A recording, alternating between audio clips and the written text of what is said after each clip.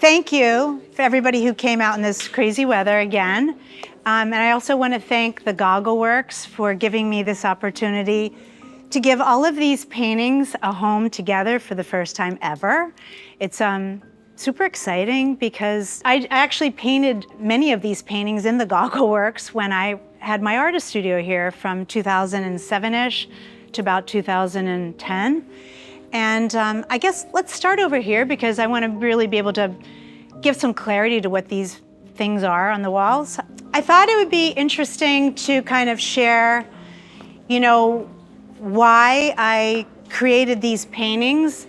It's called my rock series because people kept on saying to me they look like rocks. And when I first started painting, I had a friend tell me, it's a really good idea if you can find a way to paint that people can identify your work immediately. So I started doing these gesture drawings just to kind of loosen up and all the things I was processing in my life at that time. I was about in my early 40s. I was going through a lot of things around then. If you knew me then, you know what I'm talking about.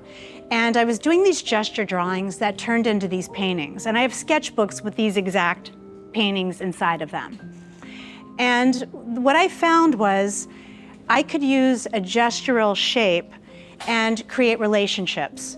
And so, for instance, if you're looking at this one here, this is a painting I did, and it's called Feeling Sublime.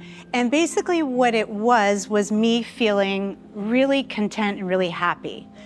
Believe it or not, the white rock is me, and the blue rock is a person that I was in a relationship with and was, very content with.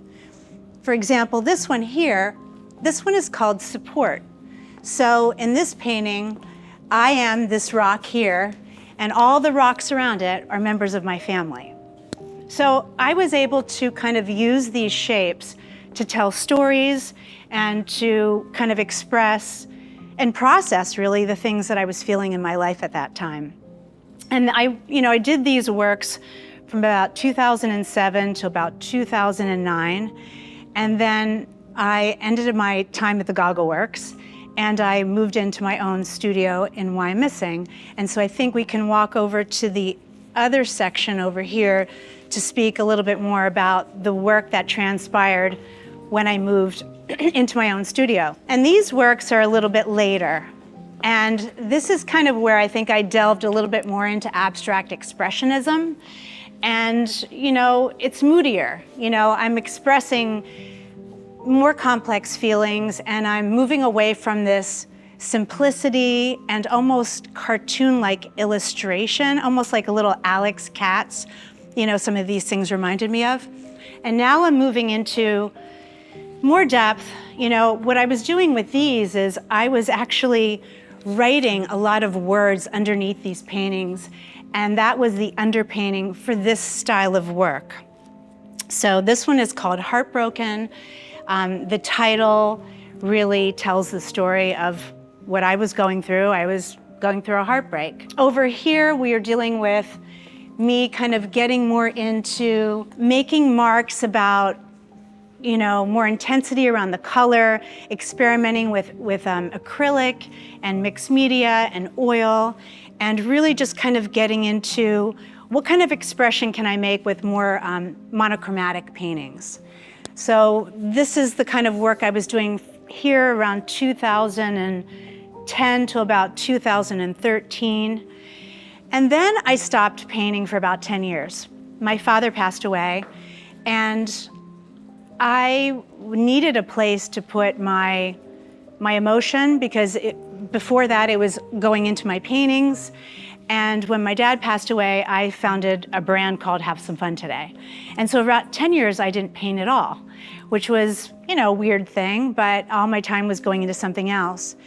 And so when the pandemic happened, at some point I realized that I had a little bit more time on my hands than I normally would. So I started painting again, and I was thinking about my dad and the brand that I had founded and worked on. And so I did some Have Some Fun Today. And then as I moved to New York City, and I was going to lots of art openings, and I'm right in Chelsea, right near all the art galleries, I started thinking, why am I not painting more? And, I I got into a few art shows there in New York City, and I thought, you know what? I'm going into 2024, I was like, I'm actually gonna put effort into my art again. And so with that, I really was thinking about, how do I want to express my art now that I've gone through all these different stages? And so this painting over here, this is called Coming Home. And this is an oil on canvas. And this was the first painting I did in this new space in my life where I was like, okay, you've been through all this other stuff, you've done this stuff with fashion, and now here you are coming home to making art again. So that is kind of where I led from this painting. And then I kind of was developing a color palette because I was thinking that it's magic. It's magic to be able to paint again for me. So I was trying to think of what are the colors of magic. And you know, these colors, it's not like someone assigns them, but it was really like really thinking and really concentrating on what magic would look like. So I kind of set about making a lot of different types of expressions of what magic could look like. So we started here. We went to this one, which is called Keep Going, which you can't really see it too much. I've kind of blocked it out, but here's the word keep, and this is going. This was kind of like my pep talk to myself. You know, when you're doing all these things in life, it's hard. You know, you don't know if any of this stuff is gonna work out. And so for me, this painting was like my little pep talk to myself.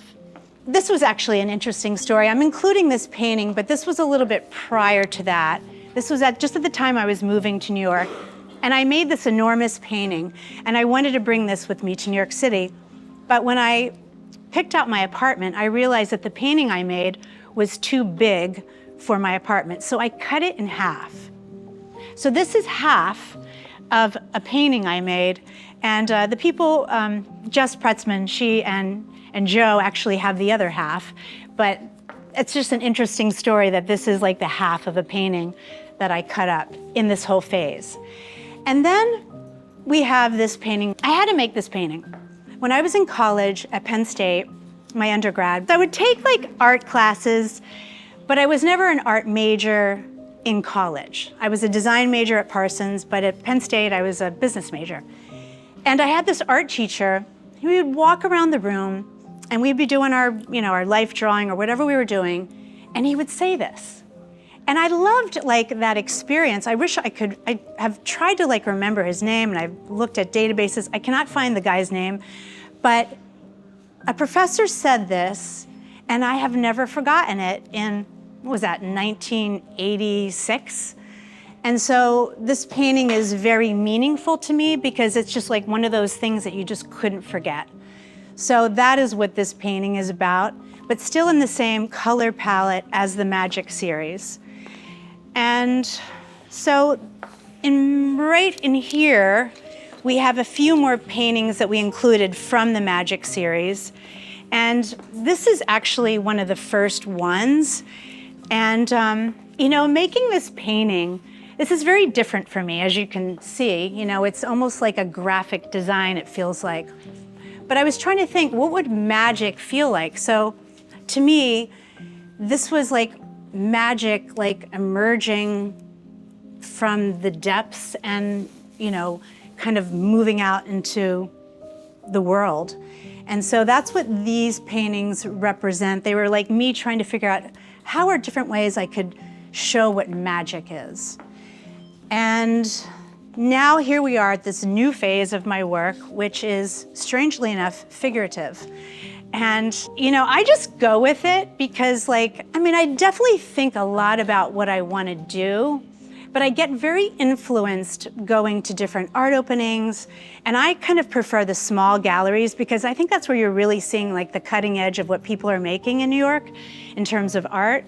So I had been seeing a lot of figurative work over the past few years that really kind of interested me. And as you can see, I really haven't painted figurative since I graduated from Parsons, which I was doing figures all the time back then because we were doing fashion. So it's not that I couldn't do it, it's just that I didn't want to. But there's something about it now that I find really interesting. And so this is one of the first ones I did. And I really wanted them to be a nude series, which, you know, I started and you can see they're partially nude, but not fully. And, you know, this painting, and these are all oil on canvas. This started out as a little bit more of a representational figure, but here is the figure, and it is a woman kind of kneeling with her legs underneath her in a side view. The purpose of these female figurative, slightly abstract paintings are, it's called Can You See Me Now, is kind of the direction it was, because I think so many times we are seen by people, but we're not really seen. They see what they want to see, but they often don't see what's really inside us. So I want to explore that. And so the figurative works that are here right now, there's only a few, but that is where that is coming from. It is coming from a place of, I'm going to show you me, and can you finally see me? And so that's kind of where what that work is trying to say. So I think the through line for all of my work really is I use art to process the things that I'm feeling and experiencing and seeing out in the world. And I have experimented, as you can see, quite a lot as my own way of self-educating, of experimenting. I see something and I think it's interesting. I get just super curious. What would it be like if I tried that?